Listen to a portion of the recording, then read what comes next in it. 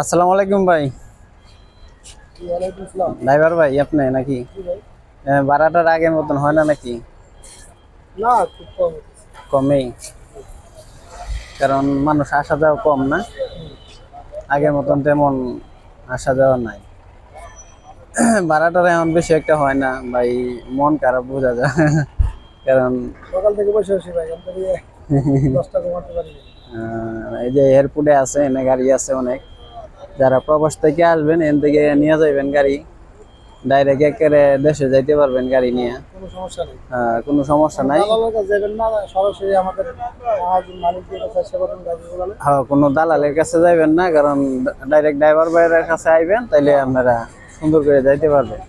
আর ওনারা কোনো দুই নাম্বারই করবো না। না, আর বাংলাদেশে তো আগে করছে দুই নাম্বারই, এখন আর হইব না।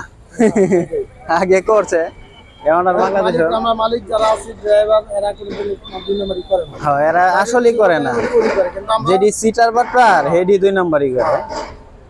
সরাসরি আমরা গাড়ি আমরা নিজেরা চালাই, কোনো ঝামেলা নেই। হ্যাঁ, এই যে বাংলাদেশ এয়ারপোর্ট আছি, দেন আপনারা এই যে গাড়ি দেন, এই যে এয়ারপোর্টে আছি।